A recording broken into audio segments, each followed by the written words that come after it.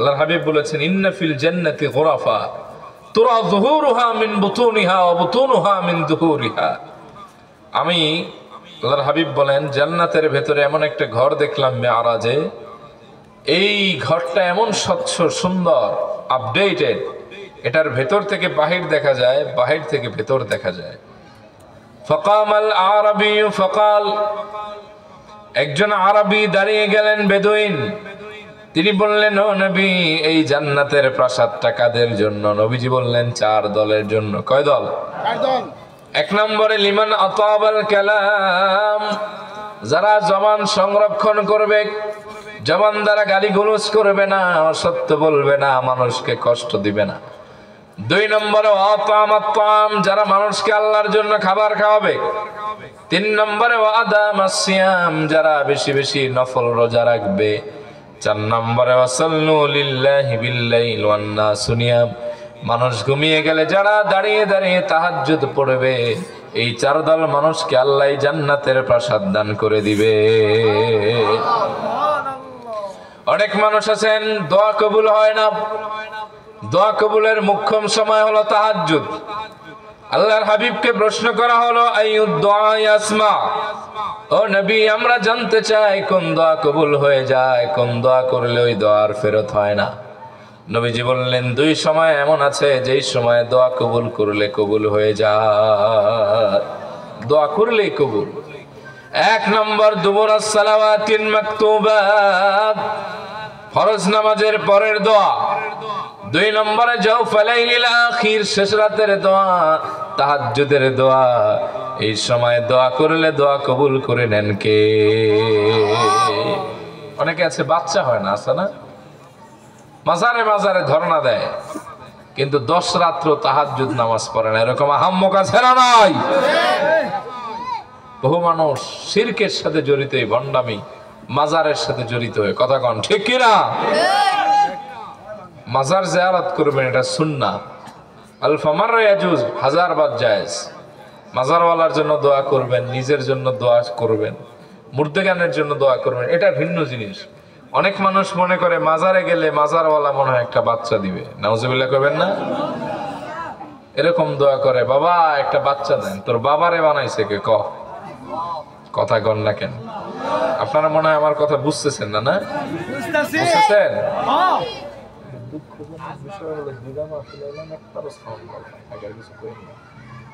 শুনতেছেন আপনারা? অসুবিধা হচ্ছে? যেই বাবার কাছে চায়, ওই বাবাই দিতে পারে নাকি আল্লাহ দিতে পারে? ওই বাজান রে বানাইছে কে? আচ্ছা বলেন তো, আদম আলাইহিস সালামের বাপ মার নাম কি? কোন কি? আব্দুল কাইম ভাই, আপনার এলাকার লোক দিতে পারে না? হ্যাঁ, আদম আলাইহিস সালামের বাপ মার নাম কি? কোন? তো এটা কইতে এত সময় লাগে? জোরে কোন। তাহলে বাপ মা ছাড়া তো আল্লাহ তাআলা আদম রে বানিয়েছেন, তার বাম পাজরের হাড় দিয়া বানাইছেন হাওয়ারে, যারও কোনো বাপ মা নাই।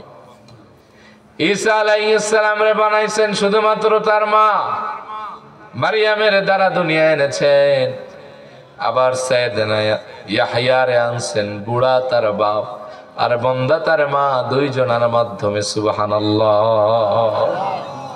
আজীবন দোয়া করছেন সাইয়েদনা জাকারিয়া, وزكريا إذ نادى ربه رب لا تذرني فردا وأنت خير الوارثين। তিনি আল্লাহর কাছে দোয়া করছেন, আল্লাহ আপনি আমার একা রাখেন না, আপনি উত্তম ওয়ারিস, তার মানে আমার বংশের চেরাগ জ্বালানোর কেউ নাই। দোয়া কবুল হলে 120 বছর বয়সে। কয় বছর বয়সে? কোন কোন তাফসিরে কম বেশি আছে। আল্লাহ হযরতে জিবরিল রে পাঠালেন, জিবরিল যাও, তুমি গিয়ে সুসংবাদ দাও। সাইয়েদনা জিবরিল মারফত আল্লাহ তাআলা বললেন, ইয়া জাকারিয়া ইন্না নুবাশশিরুকা বিগুলাম, আমি তোমারে একজন ছেলে সন্তানের সুসংবাদ দিলাম, যার নাম হবে ইসমুহু জাকারিয়া, এই ইসমুহু ইয়াহইয়া, যার নাম হবে ইয়াহইয়া। কি হবে? উনি বললেন, এটা কেমনে সম্ভব? আমি গেছি বুড়া খুনখুন হয়ে, ওয়াশতাআলা আর-রাসু শাইবা আমরাতি আকারা, আমার অস্থিমজ্জা গেছে দুর্বল হয়ে, আমার স্ত্রী হলো বন্ধা। আল্লাহ তাআলা এতগুলি কথা বলেন নাই, একটা শব্দ বলেছেন কাযালিক, যেভাবে আমি আল্লাহ চেয়েছি সেভাবেই হবে। সুবহানাল্লাহ পড়েন। জাকারিয়া, এটারে তুমি অসম্ভব মনে করো? অকাদ খালাকতুকা মিন ক্বাবলু ওয়া লাম তাকু শাইআ, এর পূর্বে তোমার রব তোমারে বানিয়েছে এমন ভাবে যে তুমি কোনো জিনিসই ছিলা না, উল্লেখিত কোনো বস্তু ছিলা না।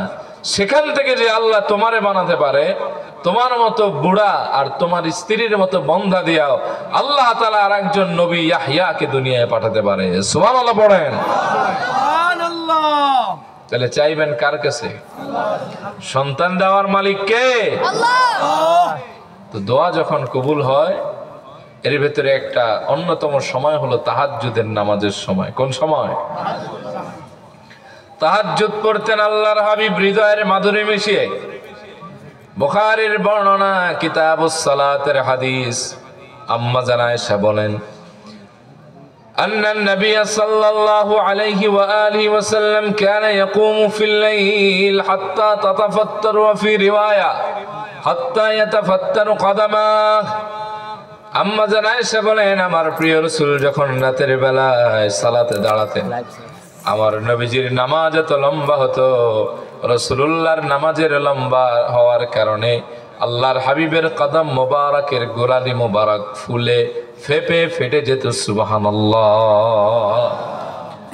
আম্মা জান আয়েশা বললেন, এত কষ্ট কেন করেন ও নবী আপনি? ওয়াকাদ গফারাল্লাহু লাকা মা তাকদ্দামা মিন যামবিকা মা তাআখার, আল্লাহ তো আপনার পূর্বের পেছনের সব খতা মাফ করে দিয়েছেন, আপনি মাসুম, এত কষ্ট তো আপনার করার কোনো প্রয়োজন নাই। নবীজি বললেন, আফালা উহিব্বু আন আকুনা আবদান শাকুরা, ও আয়েশা তুমি কি জানো, চাও না আমি আল্লাহর কাছে একজন শুকরগুজারি বান্দা হয়ে যায়? কেউ যদি আল্লাহর প্রিয় হতে চায়, ইবাদতের হক আদায় করতে চায়, সে যেন রাতের বেলায় তাহাজ্জুদ নামাজ পড়ে। এই নামাজে মানুষের সম্মান আল্লাহ দুনিয়াও বাড়ায়, আখিরাতেও বাড়ায়। আপনি যদি তাহাজ্জুদ পড়েন, চেহারার ভেতরে নূর আসবে, কালা মানুষ হলেও। সুবহানাল্লাহ পড়েন। আপনার জবানের কথায় তাসির হবে, আপনার গুনাহের প্রবণতা দিন দিন কমবে, আখিরাতমুখী আপনার চিন্তাটা বাড়বে।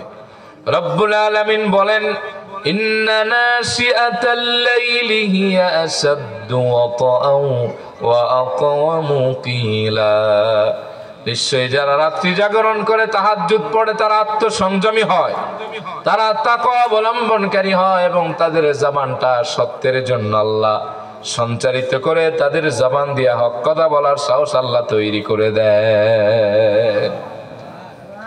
যাদের দোয়া কবুল হয় না, তাহাজ্জুদ পড়ে দোয়া করবেন, কবুল করে নেবেন কে?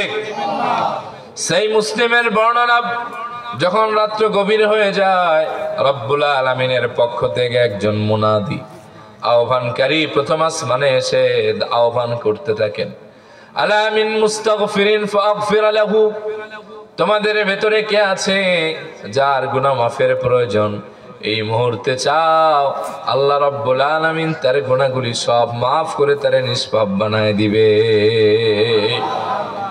আলা মিন মুস্তারজিকিন ফারসুকাহু, কে আছে রিজিকের অভাব? চাও রব্বুল আলামিন তার রিজিক বাড়ায় দিবে। কে আছো অসুস্থ? চাও আল্লাহ পাক তাকে সুস্থতা দান করবে। আলা কাদা হাত্তা ইয়াতলু আল ফজর, ফজর পর্যন্ত আহ্বান করা হয়। যে ব্যক্তি আল্লাহ তাআলার সান্নিধ্যে তখন দাঁড়িয়ে যায়, বরকতওয়ালা সেই হয়ে যায়। সুবহানাল্লাহ। সাইয়েদনা আমিরে মুয়াবিয়ার নাম শুনছেন? জলিলুল কদর একজন সাহাবী। এই আমিরে মুয়াবিয়া রাদিয়াল্লাহু তাআলা আনহুর ব্যাপারে আপনারা কি শুনতেছেন ভাই? এলোমেলো মনে হইতেছে। ঘুমান কে কে? হাত জাগান তো দেখি। কয়েকজন পাওয়া গেছে। এগুলো আসলে ঝোঁকে হয়ে গেছে, ঝোঁক। অসুবিধা হচ্ছে? আর কিছুক্ষণ শুনবেন না শেষ করে দিব ভাই? আচ্ছা, সাইয়েদনা আমিরে মুয়াবিয়ার ব্যাপারে আমি কিতাবে পড়েছি, ওনার, আমার দিকে তাকান, ওইদিকে কিছু নাই। ওনার ইন্তেকালের দিন উনি তাহাজ্জুদের সময় উঠে হাতের নখ কাটতেছেন। শরীরের অবাঞ্ছিত পশমগুলি ক্লিন করতেছেন। আর উনি সাদা সুন্দর ধবধবে পোশাক পরলেন, নতুন গায়ে সুগন্ধি মাখালেন, গোসল করছেন। তো ওনার খাদেম যিনি ছিলেন তিনি বললেন যে আপনি এত নওশার মতো সাজতেছেন কেন, কি হয়েছে আপনার? তিনি বললেন, শোনো, আজ থেকে 40 দিন আগে আল্লাহ আমার অন্তরে দুনিয়ার প্রতি মায়া কমাই দিয়েছেন। আমার অন্তরে আল্লাহ তাআলা একটা এলান জারি করছেন যে আমি আর দুনিয়ায় বাঁচবো না। আজকে যখন তাহাজ্জুদ পড়তে উঠলাম, আকাশের দিকে তাকায় দিকে একটা ঘরের ভেতরে আমার নাম লেখা। আর আমি দিন হিসাব করতে লাগলাম, দেখলাম যে আজকেই সেই 40তম দিন। আর সেই বুখারীতে আছে যারা আল্লাহর জন্য গোটা জীবন উৎসর্গ করে দেয়, এরা মরার আগে ওয়ায়ুরা মাকআদাহু মিনাল জান্নাহ, যেই জান্নাতে সে থাকবে ওই জান্নাতটা আল্লাহ তার চোখের সামনে দাঁড় করায়া জান্নাত দেখায় দেখায় আসানের মউত তারে দান করে দেন। বলে আমি আল্লাহর কাছে যাব তো কেমনে খারাপ ভাবে যাই, আমি আমার সর্বোচ্চ সাজ সজ্জা করে আমার মনিবের কাছে পবিত্র হয়ে আমি আজকে চলে যেতে চাই। ফজরের নামাজ পড়লেন, কিছুক্ষণ পরে তার ইন্তেকাল হয়ে গেল। সুবহানাল্লাহ কইতে মন চায় না? এজন্য তাহাজ্জুদ পড়বেন। রাজি আছেন? জবানে নূর হবে, কথার ভেতরে প্রভাব পড়বে। আমরা আমাদের এমন উস্তাদ পাইছি জীবনে, সারসিনা, দারুন নাজাত বা অন্য জায়গায় পড়ছি কম বেশি, তো দেখা গেছে যে কণ্ঠ নাই, কালো মানুষ, কিন্তু কথা বললে মনে হয় যেন শুনি, আর চোখের পানি গড়ায় গড়ায় পড়ে। এর কারণ কি জানেন? ওনার একটা গোপন আমল আছে, তা হলো তাহাজ্জুদ পড়ে। উনি রাত্রেবেলা আল্লাহর কাছে কাঁদে, আর মানুষ ওনার কথা শুনে এখন কাঁদে। এজন্য রব্বুল আলামিন বলেন, ইয়াউমা তারাল মুমিনিনা ওয়াল মুমিনাতি ইয়াসআ নূরুহুম বাইনা আইদিহিম ওয়া বিআইমানিহিম বুশরাকুমুল ইয়াউমা জান্নাত। ও হাবিব, কিয়ামতের কঠিন ময়দানে, রোজ মাহশারে আপনি আপনার উম্মতের ভেতরে কিছু কিছু উম্মত এমন দেখবেন, নর এবং নারী, যাদের চেহারা এবং ডান দিকে সেদিন নূর ছোটাছুটি করবে। তাদেরকে বলা হবে বুশরাকুমুল ইয়াউমা জান্নাত, আজকের দিনে তোমাদের জন্য সুসংবাদ হলো জান্নাতের। যাও জান্নাতে প্রবেশ করো, অনন্তকাল সেখানে থাকো, যেই জান্নাতের তলদেশে নহর প্রবাহিত। এই আয়াতের ব্যাখ্যায় আল মুস্তাদরাক আলা সাহিহাইন ইমাম হাকিম হাদিস এনেছেন। আল্লাহর হাবিব বলেন, যারা ওই সব মুমিন মুমিনা হবে তারা হবে তাহাজ্জুদ গুজার গুজারিনী, যারা রাত্রি জাগরণ করে তাহাজ্জুদ পড়তো, এদের চেহারা এবং ডান দিকে আল্লাহ সীমাহীন নূর ছোটাছুটি করার সুযোগ দিয়ে দিবে। ইমাম হাকিম সেই riwayat হাদিস এনেছেন, যার নূরটা বেশি হবে তার হবে উহুদ পাহাড় সমান, আর যার একেবারে কম তার হবে জোনাকির আলোর ন্যায় হালকা মিটমিটি আলো। এখন কারো কারো মন খারাপ হতে পারে যে একজনে এত পাইলো আর আমি পাইলাম কম, এটা কেমনে? তবে মন খারাপের কোনো কারণ নাই।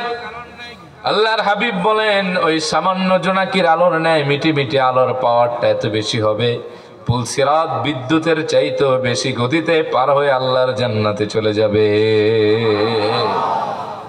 এজন্য তাহাজ্জুদ পড়ার দরকার আছে না নাই? প্রতিদিন পারলে প্রতিদিন পড়েন, না পারলে প্রতি সপ্তাহে একদিন জুমার রাতে পড়েন। আর যদি তাও কষ্ট হয় 2 সপ্তাহে একদিন পড়েন, তাও কষ্ট হলে মাসে একদিন পড়েন। পরেই দেখেন জীবনটা বদলে যাবে, আল্লাহ আপনারে দুনিয়া এবং আখিরাতে সম্মানিত করে দিবে। সামনে রমজান মাস, প্ল্যান করে উঠবেন ভোর রাতে। আগে যদি 20 মিনিট আগে উঠতেন, এখন উঠবেন 40 মিনিট আগে।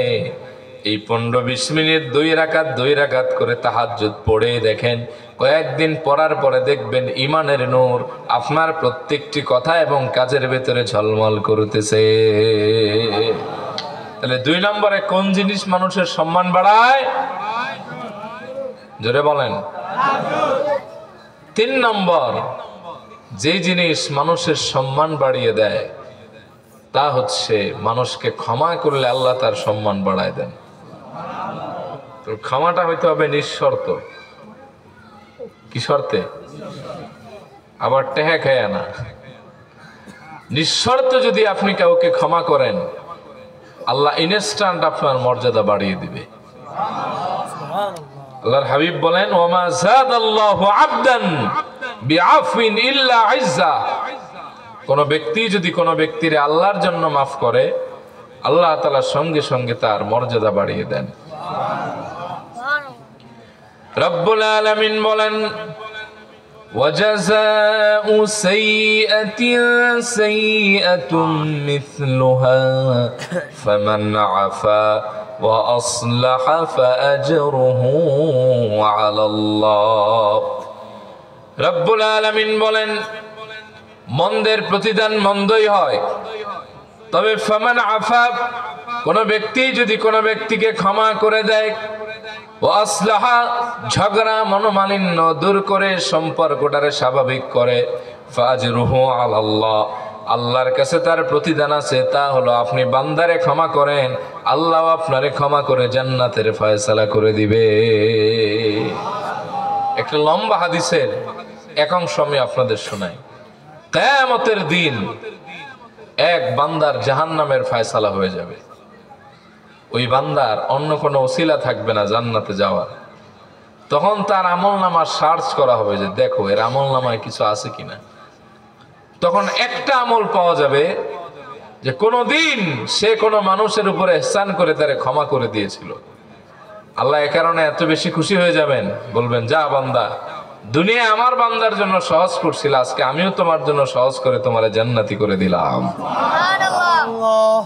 আর আমি আমার প্রায় বক্তব্যে একটা হাদিস বলি যে এমন জীবন আপনি গড়েন যে জীবনের ভেতরে কোনো ঝামেলা নাই, যে জীবনের ভেতরে দুনিয়াবি কোনো ঝামেলা ঢুকাবেন না, যাতে মরণটা আপনার সহজ হয়। এমন জীবন গড়েন যাতে আপনার মরার পরে মানুষ আপনাকে ভালো বলে সাক্ষী দেয় আর আপনি জান্নাতি হয়ে যেতে পারেন। সুবহানাল্লাহ পড়েন। এমন জীবন গড়েন না যেই জীবনের ভেতরে মানুষের অভিশাপ আছে। এমন জীবন করেন না যেখানে আপনি জুলুমবাজ ছিলেন। এমন জীবন গড়িয়েন না যে জীবনের ভেতরে মানুষের কি বলে হাই হুতাশ ঢুকে আছে। অনেক মানুষ আছে না নেতা হওয়ার জন্য পারাপারি করে, কথা কন না কেন? আছে না নাই? নেতা হন ভালো কথা, জনগণের কল্যাণের স্বার্থে কাজ করেন। দেখবেন জানাজার সময় মানুষ আপনার দোয়া করার জন্য আপনারে হাজার হাজার মানুষ আসবে। আর আপনারে ভালো বলে যদি সাক্ষী দেয়, খায়রুন নাস মাইয়ান ফাউন নাস হিসাবে ওই ভালো সাক্ষীতে আপনি জান্নাতে চলে যাবেন। আর যদি এমন জীবন করেন যে রডের বদলে বাঁশ দিছেন, কি কন, ব্রিজ বানাইছেন, এমন ব্রিজ টমটম উঠলেই ভাঙ্গা পড়ে, হ্যাঁ, রাস্তা ঢালাই দিছেন, এমন পিচ ঢালাই 2 দিন আগে ঢালাই দিছেন, জুতার লাগে পিচ ঢালাই চলে আসে, কি কন, বিধবা ভাতা মাইরা খাইছেন, মুক্তিযোদ্ধা ভাতা নিজের আত্মীয় স্বজনরে দিচ্ছেন 10টা, অরিজিনাল মুক্তিযোদ্ধা ভিক্ষা করে খায়। এরকম দৃশ্য বাংলাদেশে আছে না নাই? যদি গম চুরি করেন আর টিন চুরি করেন আর বিচারের নামে প্রহসন করে মানুষের থেকে লাখ লাখ টাকা হাতিয়ে নেন, আল্লাহর কসম এই নেতামি তোমারে জাহান্নামে পাঠায় দিবে। কথা কন ঠিক কিনা? আর যদি নেতা হন এমন মানুষের কল্যাণে দৌড়ে গেছেন, দিন নাই রাত নাই মানুষের কল্যাণে কাজ করছেন, কোনদিন 10টা ফুটা পায়ও ধরেন নাই, বরং নিজের পকেটের টাকা দিয়া মানুষের কল্যাণের কাজ করছেন, বিচারের সময় ইনসাফ করছেন, তাহলে দেখবেন জানাজায় মানুষ খোঁজা লাগবে না, হাজার হাজার মানুষ হবে, জায়গা দিতে পারবেন না, মানুষ ভালো বলে সাক্ষী দিয়ে আসবে, ওটাই আপনার জান্নাতে যাওয়ার কারণ হয়ে যাবে। এই হাদিসটা আমি প্রায় আলোচনায় বলি, কারণ হলো মানুষের এই হাদিস জানা উচিত। কারণ আপনার মরণের পরে যদি মানুষ আপনার ভালো বলে সাক্ষী দেয়, এটাই আপনার জান্নাতে যাওয়ার কারণ হবে। সুবহানাল্লাহ কইবেন না? সুবহানাল্লাহ। আর যদি মানুষ আপনারে খারাপ বলে, তাহলে এটাই আপনার জাহান্নামে যাওয়ার কারণ হবে। সেই বুখারীর বর্ণনা, সাইয়েদনা আনাস ইবনে মালিক বলেন, মাররু বিজানাজাতিন ফাআসনাউ আলাইহা খায়রান فقال النبي صلى الله عليه وسلم وجبت আমরা একটা জানাজা অতিক্রম করে কিছু দূর গেলাম ওই জানাজাকৃত ব্যক্তির ব্যাপারে মানুষ সবাই ভালো বলল নবীজি বললেন ওয়াজাবাত তার জন্য ওয়াজিব হয়ে গেছে